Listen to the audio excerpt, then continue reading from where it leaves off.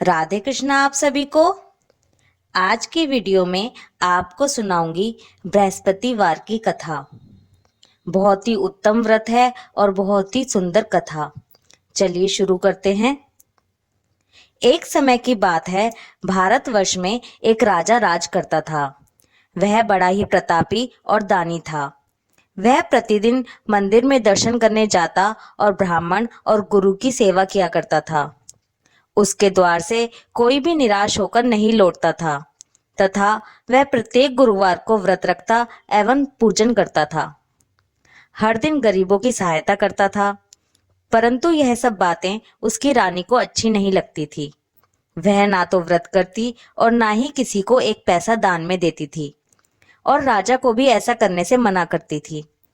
एक समय की बात है, जब राजा शिकार खेलने वन को गए थे और घर पर रानी और दासी थी। उस समय गुरु बृहस्पति एक साधु का रूप धारण कर राजा के दरवाजे पर भिक्षा मांगने आए। रानी से भिक्षा मांगी तो वो कहने लगी कि हे साधु महाराज, मैं इस दान और पुण्य से तंग आ गई हूँ। मेरे से घर का ही कार्य समाप्त नहीं होता। इस कार्य के लिए तो पतिदेव ही बहुत हैं। अब आप इस प्रकार की कृपा करें कि यह सब धन नष्ट हो जाए तथा मैं आराम से रह सकूं। साधु बोले, हे देवी, तुम तो बड़ी विचित्र हो। संतान और धन से कोई दुखी नहीं होता, इसको सभी चाहते हैं। पापी भी पुत्र और धन की इच्छा करता है। अगर तुम्हारे पास धन अधिक है तो भूखे मनुष्य को भोजन कराओ, प्याऊ लगवाओ, ब्राह्मणों को दान दो, धर्मशाला बनवाओ, कुआं, तालाब, बावड़ी, बाग बगीचों आदि का निर्माण कराओ तथा निर्धन मनुष्यों की कुंवारी कन्याओं का विवाह कराओ और अनेकों यज्ञादि धर्म करो। इस प्रकार के कर्मों से आपके कुल का और आपका नाम परलोक में सार्थक होगा और आपको स्वर्ग की प्राप्ति होगी। परंतु वह रानी इन सब बातों से खुश नहीं हुई। वह बोली, हे साधु महाराज, मुझे ऐसे धन की आवश्यकता नहीं जिसको और मनुष्यों को दान दूं तथा जिसको रखने संभालने में ही मेरा सारा समय नष्ट हो जाए। साधु महाराज ने कहा, हे देवी, तुम्हारी ऐसी इच्छा है तो ऐसा ही होगा। मैं तुम्हें जैसा बताता हूँ तुम वैसा ही करना। बृहस्पतिवार के दिन घर को गोबर से लीपना, अपने केशों को धोना, केशों को धोते समय स्नान करना, राजा से कहना कि वह हजामत बनवाए, भाग जन में मांस मदिरा खाना, कपड़ा धोबी के यहाँ धुलने को डालना। इस प्रकार 7 बृहस्पतिवार करने से तुम्हारा सब धन नष्ट हो जाएगा। यह कहकर वह साधु महाराज वहां से अंतर्ध्यान हो गए। रानी ने साधु के कहने के अनुसार वैसा ही किया। 3 बृहस्पतिवार ही बीते थे कि उसकी समस्त धन संपत्ति नष्ट हो गई और भोजन के लिए दोनों समय परिवार तरसने लगा तथा सांसारिक भोगों से दुखी रहने लगा। तब वह राजा रानी से कहने लगा, हे रानी, तुम यहाँ पर रहो, मैं दूसरे देश को जाऊं, क्योंकि यहाँ पर मुझे सभी मनुष्य जानते हैं, इसलिए कोई कार्य भी नहीं कर सकता। देश चोरी परदेश भिक्षा के बराबर है। ऐसा कहकर राजा परदेश चला गया। वहां जंगल में जाता और लकड़ी काट कर लाता और शहर में बेचता।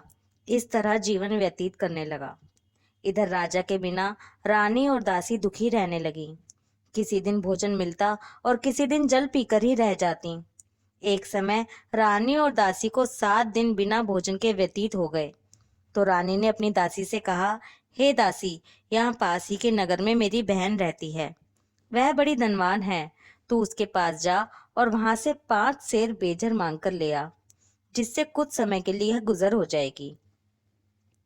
इस प्रकार रानी की आज्ञा मानकर दासी रानी की बहन के पास गई तो रानी की बहन उस समय पूजन कर रही थी, क्योंकि उस रोज बृहस्पतिवार का दिन था।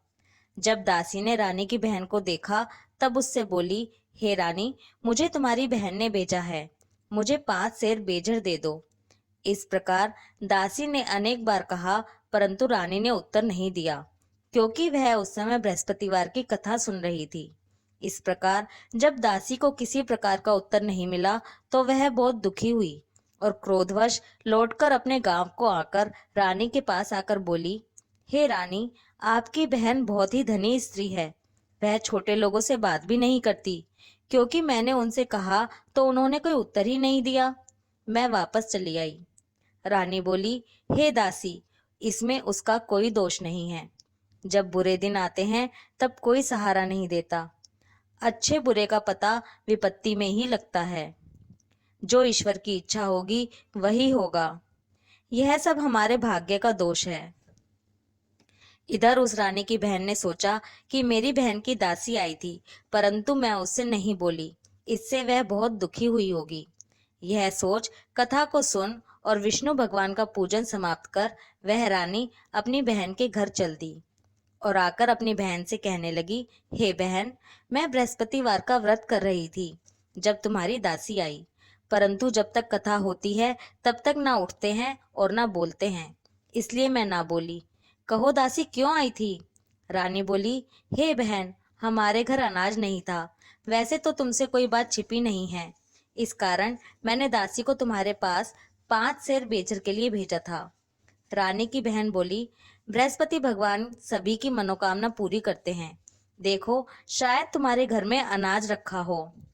इस प्रकार का वचन जब रानी ने सुना तो घर के अंदर गई। वहां उसे एक घड़ा बेजर से भरा मिल गया। तब वह रानी और बांदी बहुत ही खुश हुई। दासी कहने लगी, हे रानी, देखो वैसे ही हमको भोजन नहीं मिलता तो हम रोज ही व्रत करते हैं। अगर इनसे व्रत की विधि और कथा पूछ लो तो उससे हम भी किया करेंगे। तब उस रानी ने अपनी बहन से पूछा, हे बहन, बृहस्पतिवार के व्रत का क्या नियम है?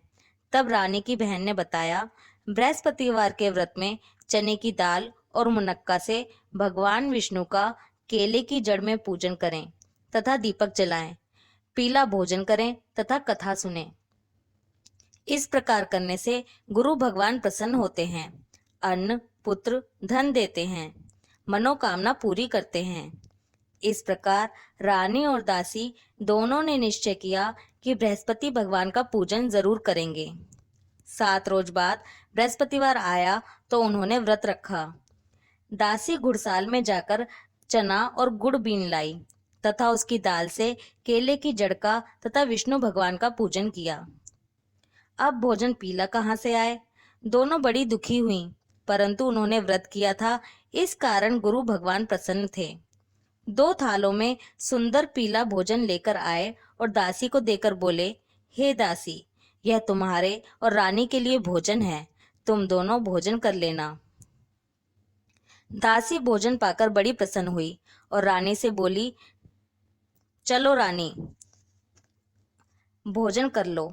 रानी को इस विषय में कुछ पता नहीं था, इसलिए वह दासी से बोली, तू ही भोजन कर, क्योंकि तू हमारी व्यर्थ में हंसी उड़ाती है। दासी बोली कि एक महात्मा भोजन दे गया है। रानी कहने लगी, वह भोजन तेरे लिए दे गया है, तू ही भोजन कर। दासी ने कहा, वह महात्मा हम दोनों को 2 थाल में भोजन दे गया है, इसलिए हम और तुम दोनों ही साथ साथ भोजन करेंगे। इस प्रकार रानी और दासी ने गुरु भगवान को नमस्कार कर भोजन प्रारंभ किया तथा अब वह प्रत्येक बृहस्पतिवार को गुरु भगवान का व्रत और विष्णु भगवान का पूजन करने लगी। बृहस्पति भगवान की कृपा से रानी और दासी के पास धन हो गया। रानी फिर इसी प्रकार आलस्य करने लगी। तब दासी बोली, देखो रानी, तुम पहले इस प्रकार आलस्य करती थी और तुम्हें धन रखने में कष्ट होता था, इस कारण सभी धन नष्ट हो गया। अब गुरु भगवान की कृपा से धन मिला है, हमें दान पुण्य करना चाहिए। दान में भूखे मनुष्य को भोजन कराओ, प्याऊ लगवाओ, ब्राह्मणों को दान दो, कुआं, तालाब, बावड़ी आदि का निर्माण करो, मंदिर और पाठशाला बनवाकर दान दो, कुंवारी कन्याओं का विवाह करवाओ। धन को शुभ कार्यों में खर्च करो, जिससे तुम्हारे कुल का यश बढ़े तथा स्वर्ग प्राप्त हो और पितृ प्रसन्न हो। तब रानी ने इसी प्रकार के कर्म करने प्रारंभ कर दिए तो काफी यश फैलने लगा। एक दिन रानी और दासी विचार करने लगी कि ना जाने हमारे राजा किस दशा में होंगे, उनकी कोई खोज खबर नहीं है। गुरु भगवान से उन्होंने प्रार्थना की तो एक दिन भगवान ने रात्रि में राजा से स्वप्न में कहा, हे राजन, उठ, तेरी रानी तुझको याद करती है, अपने देश को चला जा। राजा प्रातःकाल उठा और विचार करने लगा, स्त्री खाने और पहनने की ही साथी होती है, पर भगवान की आज्ञा मानकर वह अपने नगर के लिए चलने को तैयार हुआ। इससे पूर्व जब राजा परदेश चला गया था तो परदेश में दुखी रहने लगा। प्रतिदिन जंगल में से लकड़ी बीनकर लाता और उन्हें शहर में बेचकर अपने दुखी जीवन को बड़ी कठिनता से व्यतीत करता था। एक दिन राजा दुखी होकर अपनी पुरानी बातों को याद करके रोने लगा। तब उस जंगल में बृहस्पति देव एक साधु का रूप धारण करके आए और राजा के पास आकर बोले, हे लकड़हारे, तुम इस सुनसान जंगल में किस चिंता में बैठे हो? मुझको बतलाओ। यह सुनकर राजा के नेत्रों में जल भर आया और साधु की वंदना कर बोला, हे प्रभु, आप सब कुछ जानने वाले हो। इतना कहकर साधु को अपनी कहानी सुना दी। महात्मा दयालु होते हैं। वे राजा से बोले, हे राजन, तुम्हारी स्त्री ने बृहस्पति देव का अपमान किया था, जिस कारण तुम्हारी यह दशा हुई। अब तुम किसी प्रकार की चिंता मत करो, भगवान तुम्हें पहले से अधिक धन देगा। देखो, तुम्हारी स्त्री ने बृहस्पतिवार का व्रत प्रारंभ कर दिया है और तुम मेरा कहना मानकर बृहस्पतिवार का व्रत करके चने की दाल व गुड़ को जल के लोटे में डालकर केले का पूजन करो। फिर कथा कहो और सुनो। भगवान तुम्हारी सारी मनोकामनाओं को पूरा करेंगे। साधु को प्रसन्न देखकर राजा बोला, हे प्रभु, मुझे लकड़ी बेचकर इतना पैसा नहीं मिलता जिससे भोजन करने के उपरांत कुछ बचा सकूं। मैंने रात्रि में अपनी रानी को व्याकुल देखा है। मेरे पास कुछ भी नहीं है जिससे उसकी खोज खबर मंगा सकूं। और फिर मैं बृहस्पति देव की कौन सी कथा कहूं, यह भी मुझको मालूम नहीं है। साधु ने कहा, हे राजन, तुम किसी बात की चिंता मत करो। बृहस्पतिवार के दिन रोजाना की तरह लकड़ियां लेकर शहर को जाओ। तुमको रोज से दुगना धन प्राप्त होगा, जिससे तुम भली भांति भोजन कर लोगे तथा बृहस्पति देव की पूजा का सामान भी आ जाएगा। बृहस्पतिवार की कहानी इस प्रकार से है। प्राचीन काल में एक ब्राह्मण था। वह बहुत ही निर्धन था। उसके कोई भी संतान नहीं थी। वह नित्य पूजा पाठ करता, परंतु उसकी स्त्री बहुत मलिनता के साथ रहती थी। वह ना स्नान करती, ना किसी देवता की पूजा करती। प्रातः काल उठते ही भोजन करती, बाद में कोई अन्य कार्य करती। इससे ब्राह्मण देवता बड़े दुखी थे। बेचारे बहुत कुछ कहते थे, किंतु उसका कोई परिणाम न निकलता।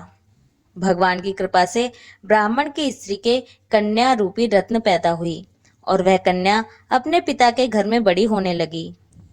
वह बालिका प्रातः स्नान करके विष्णु भगवान का जाप करने लगी, बृहस्पतिवार का व्रत करने लगी। अपने पूजा पाठ को समाप्त करके स्कूल जाती तो अपनी मुट्ठी में जौ भरकर ले जाती और पाठशाला जाने के मार्ग में डालती जाती। वही जो स्वर्ण के हो जाते तो लौटते समय उनको बीनकर घर ले आती थी।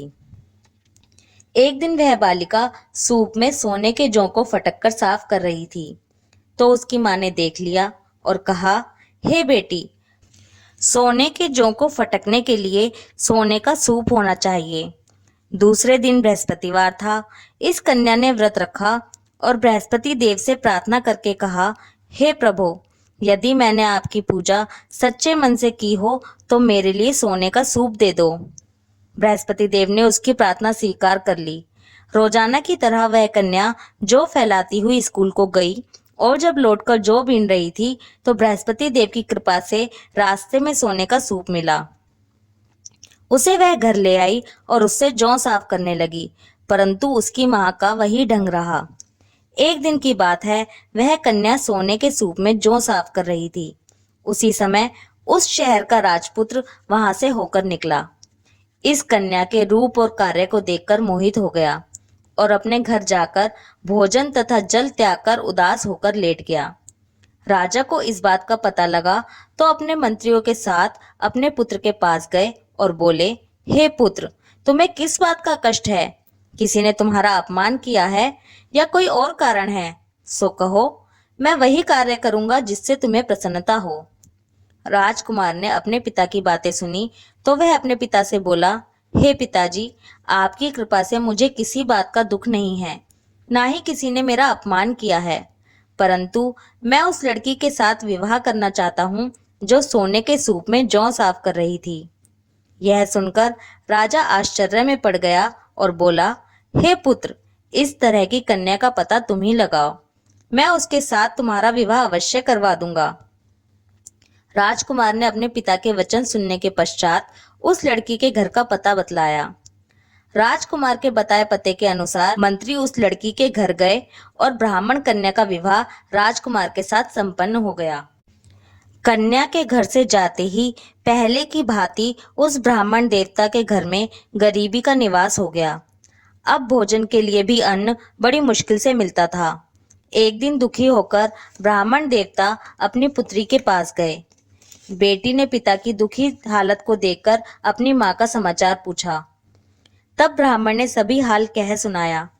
कन्या ने बहुत सा धन देकर अपने पिता को विदा किया। इस तरह ब्राह्मण का कुछ समय सुखपूर्वक व्यतीत हुआ। कुछ दिन बाद फिर वही हाल हो गया। ब्राह्मण फिर अपनी कन्या के यहाँ गया और सभी हाल कहा तो लड़की बोली, हे पिताजी, आप माताजी को यहाँ ले आइए। मैं उन्हें यह विधि बता दूंगी जिससे आपकी गरीबी दूर हो जाए। वह ब्राह्मण देवता अपनी स्त्री को साथ लेकर बेटी के घर पहुंचा तो पुत्री अपनी माँ को समझाने लगी, हे माँ, तुम प्रातः काल उठकर प्रथम स्नान आदि करके विष्णु भगवान का पूजन करो तो सब दरिद्रता दूर हो जाएगी। परंतु उसकी माँ ने उसकी एक भी बात नहीं मानी और प्रातः काल उठकर अपनी पुत्री और बच्चों के जूठन को खा लेती थी। एक दिन उसकी पुत्री को बहुत क्रोध आ गया और एक रात में कोठरी से सभी सामान निकाल दिया और अपनी माँ को उसमें बंद कर दिया।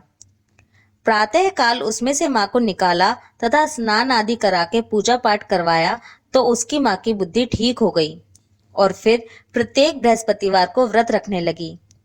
इस व्रत के प्रभाव से उसकी माँ भी बहुत ही धनवान तथा पुत्रवती हो गई और बृहस्पति देव जी की कृपा से स्वर्ग को प्राप्त हुई तथा वह ब्राह्मण भी सुखपूर्वक इस लोक से सुख भोग कर स्वर्ग को प्राप्त हुए। इस तरह कहानी कहकर साधु देवता वहां से लोप हो गए। धीरे धीरे समय व्यतीत होने पर फिर बृहस्पतिवार का दिन आया तो राजा जंगल से लकड़ी काटकर किसी शहर में बेचने गया। उसे उस दिन और दिन की अपेक्षा अधिक धन मिला। राजा ने चना, गुड़ आदि लाकर बृहस्पतिवार का व्रत किया। उस दिन से उसके सभी क्लेश दूर हुए, परंतु जब दोबारा बृहस्पतिवार आया तो वह व्रत करना ही भूल गया। इस कारण बृहस्पति भगवान नाराज हो गए। उसी दिन उस नगर के राजा ने विशाल यज्ञ का आयोजन किया तथा शहर में यह घोषणा करवा दी कि कोई भी मनुष्य अपने घर भोजन ना बनाए तथा आग भी ना जलाए। समस्त लोग मेरे यहाँ भोजन करने आए। इस आज्ञा को जो नहीं मानेगा उसको फांसी की सजा दी जाएगी। इस तरह की घोषणा संपूर्ण नगर में करवा दी गई। राजा की आज्ञा अनुसार शहर के सभी लोग भोजन करने गए, लेकिन लकड़हारा कुछ देर से पहुंचा, इसलिए राजा उसको अपने साथ घर लिवा ले गए और ले जाकर भोजन करा रहे थे तो रानी की दृष्टि उस खूंटी पर पड़ी जिस पर उसने अपना हार लटका रखा था। वह वहां पर दिखाई नहीं दिया तो रानी ने हार की चोरी के अपराध में लक्कड़हारे को सिपाही बुलवाकर उसको जेलखाने में डलवा दिया। जब राजा जेलखाने में गया तो बहुत दुखी होकर विचार करने लगा कि ना जाने कौन से पूर्व जन्म के कर्म हैं जिसके कारण मुझे ऐसा दुख प्राप्त हो रहा है। फिर राजा उसी साधु को याद करने लगा जो जंगल में मिला था। उसी समय तत्काल बृहस्पति देव साधु के रूप में प्रकट हो गए और उसकी दशा को देखकर कहने लगे, अरे मूर्ख, तूने बृहस्पति देवता की कथा नहीं की, इस कारण तुझे दुख प्राप्त हुआ। अब चिंता मत कर, बृहस्पतिवार के दिन जेल खाने के दरवाजे पर 4 पैसे पड़े मिलेंगे, उनसे तू बृहस्पति देव की पूजा करना, तेरे सभी कष्ट दूर हो जाएंगे। बृहस्पतिवार के दिन उसे 4 पैसे मिले। राजा ने उसी पैसे की सहायता से अपना व्रत और पूजन किया। उसी रात्रि को जब राजा सो रहा था तो बृहस्पति देव ने राजा को स्वप्न में कहा, हे राजन, तुमने जिस आदमी को जेलखाने में हार की चोरी के अपराध में बंद कर रखा है वह निर्दोष है, वह राजा है, उसे छोड़ देना। रानी का हार उसी खूंटी पर लटका हुआ है, अगर तू ऐसा नहीं करेगा तो मैं तेरे राज्य को नष्ट कर दूंगा। राजा प्रातःकाल उठा तो रानी का हार खूंटी पर टंगा देखकर लक्कड़हारे को बुलाकर क्षमा मांगी तथा राजा को योग्य सुंदर वस्त्र आभूषण देकर विदा किया। गुरुदेव की आज्ञा अनुसार राजा अपने नगर को चल दिया। राजा जब नगर के निकट पहुंचा तो उसे बड़ा ही आश्चर्य हुआ। नगर में पहले से अधिक बाग, तालाब, कुएं, मंदिर तथा बहुत सी धर्मशाला आदि बने हुए थे। राजा ने पूछा, यह किसका बाग और धर्मशाला है? तब नगर के सब लोग कहने लगे कि यह सब रानी और दासी के हैं। तो राजा को आश्चर्य हुआ और गुस्सा भी आया। जब रानी ने यह खबर सुनी कि राजा आ रहे हैं, तो उसने दासी से कहा, हे दासी, देख राजा हमको कितनी बुरी हालत में छोड़ गए थे। वह हमारी ऐसी हालत देखकर लौट ना जाएं, इसलिए तू दरवाजे पर खड़ी हो जा। रानी की आज्ञा अनुसार दासी दरवाजे पर खड़ी हो गई। तब राजा आए तो उन्हें अपने साथ लिवा लाई। तब राजा ने क्रोध करके अपनी तलवार निकाली और पूछने लगा, यह बताओ कि यह धन तुम्हें कैसे प्राप्त हुआ है? तब रानी ने कहा कि यह धन हमें बृहस्पति देव की कृपा से प्राप्त हुआ है। राजा ने निश्चय किया कि 7 रोज बाद में सभी बृहस्पति देव का पूजन करते हैं, परंतु मैं रोजाना दिन में 3 बार कहानी कहा करूंगा और रोज व्रत किया करूंगा। अब हर समय राजा के दुपट्टे में चने की दाल बंधी रहती तथा दिन में 3 बार कहानी कहता। एक रोज राजा ने विचार किया कि चलो अपनी बहन के यहाँ हो आए। इस तरह निश्चय कर राजा घोड़े पर सवार हो अपनी बहन के यहाँ चलने लगा। मार्ग में उसने देखा कि कुछ आदमी एक मुर्दे को लिए जा रहे हैं। उन्हें रोककर राजा कहने लगा, अरे भाइयों, मेरे बृहस्पतिवार की कथा सुन लो। वे बोले, लो हमारा तो आदमी मर गया है और इसको अपनी कथा की पड़ी है। परंतु कुछ आदमी बोले, अच्छा कहो, हम तुम्हारी कथा भी सुनेंगे। राजा ने दाल निकाली और जब कथा आदि हुई कि मुर्दा हिलने लगा, और जब कथा समाप्त हुई तो राम राम करके वह मनुष्य उठ खड़ा हुआ। आगे मार्ग में उसे एक किसान खेत में हल चलाता हुआ मिला।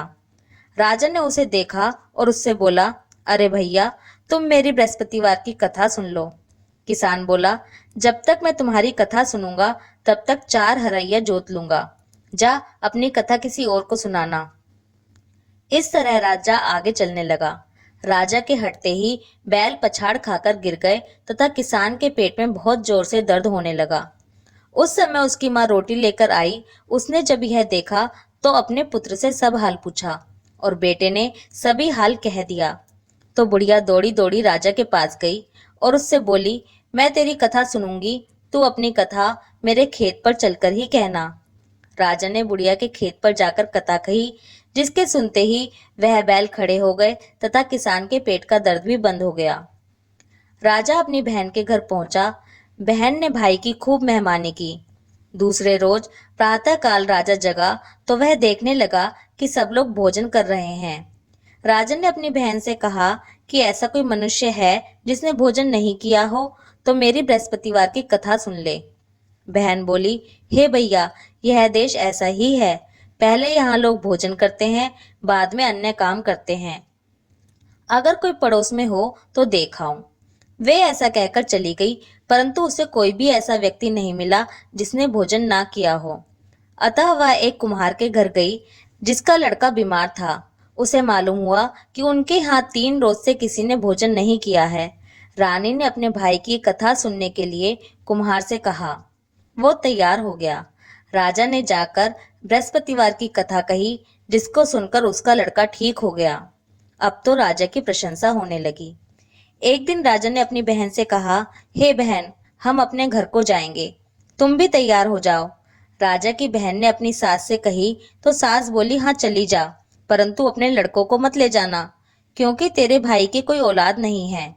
बहन ने अपने भाई से कहा, हे भैया, मैं तो चलूंगी मगर कोई बालक नहीं जाएगा। राजा बोला, कोई बालक नहीं चलेगा तब तुम ही क्या करोगी? बड़े दुखी मन से राजा अपने नगर को लौट आया। राजा ने अपनी रानी से कहा, हम निर्वंशी राजा हैं, हमारा मुंह देखने का धर्म नहीं है और कुछ भोजन आदि नहीं किया। रानी बोली, हे नाथ, जब बृहस्पति देव ने हमें सब कुछ दिया है तो औलाद भी अवश्य देंगे। उसी रात बृहस्पति देव ने राजा को स्वप्न में कहा, हे राजन, उठ, सभी सोच को त्याग दे, तेरी रानी गर्भ से है। राजा को यह बात सुनकर बड़ी खुशी हुई। 9वें महीने में रानी के गर्भ से एक सुंदर पुत्र प्राप्त हुआ। तब राजा बोला, हे रानी, स्त्री बिना भोजन के रह सकती है, बिना कहे नहीं रह सकती। जब मेरी बहन आए तुम उससे कुछ कहना मत। रानी ने सुनकर हाँ कर दिया। जब राजा की बहन ने शुभ समाचार सुना तो वह बहुत खुश हुई। तथा बधाई लेकर अपने भाई के घर आई। तब रानी ने कहा, घोड़ा चढ़कर तो नहीं आई, गधा चढ़ी आई। राजा की बहन बोली, भाभी मैं इस प्रकार ना कहती तो तुम्हें औलाद कैसे मिलती। बृहस्पति देव ऐसे ही हैं, जैसी जिसके मन में कामनाएं हैं सभी को पूर्ण करते हैं। जो सद्भावना पूर्वक बृहस्पतिवार का व्रत करता है एवं कथा पढ़ता है या सुनता है और दूसरों को सुनाता है, बृहस्पति देव उसकी सभी मनोकामनाएं पूर्ण करते हैं। जैसी सच्ची भावना से रानी और राजन ने बृहस्पति देव की कथा का गुणगान किया तो उनकी सभी इच्छाएं बृहस्पति देव जी ने पूरी की। इसलिए सबको कथा सुनने के बाद प्रसाद लेकर जाना चाहिए। हृदय से उनका मनन करते हुए जयकारा बोलना चाहिए। बोलो बृहस्पति देव भगवान की जय, विष्णु भगवान की जय। राधे कृष्णा। जय बृहस्पति देवा, ओम जय बृहस्पति देवा। छिन छिन भोग लगाऊं कदली फल मेवा। ओम जय बृहस्पति देवा। तुम पूर्ण परमात्मा, तुम अंतर्यामी, स्वामी तुम अंतर्यामी। जगत पिता जगदीश्वर, तुम सबके स्वामी। ओम जय बृहस्पति देवा। चरणामृत निज निर्मल, सब पातक हरता। सकल मनोरथ दायक, कृपा करो भरता। ओम जय बृहस्पति देवा। तन मन धन अर्पण कर, जो जन शरण पड़े। प्रभु प्रकट तब होकर, आकर द्वार खड़े। ओम जय बृहस्पति देवा। दीन दयाल दयानिधि, भक्तन हितकारी। पाप दोष सब हरता, भव बंधन हारी। ओम जय बृहस्पति देवा। सकल मनोरथ दायक, सब संशय हारी। विषय विकार मिटाओ, संतन सुखकारी। ओम जय बृहस्पति देवा। जो कोई आरती तेरी प्रेम सहित गावे। ज्येष्ठानंद नंद सो, निश्चय फल पावे। ओम जय बृहस्पति देवा। ओम जय बृहस्पति देवा, ओम जय बृहस्पति देवा। छिन छिन भोग लगाऊं कदली फल मेवा। ओम जय बृहस्पति देवा। ओम जय बृहस्पति देवा। बोलो बृहस्पति देव भगवान की जय।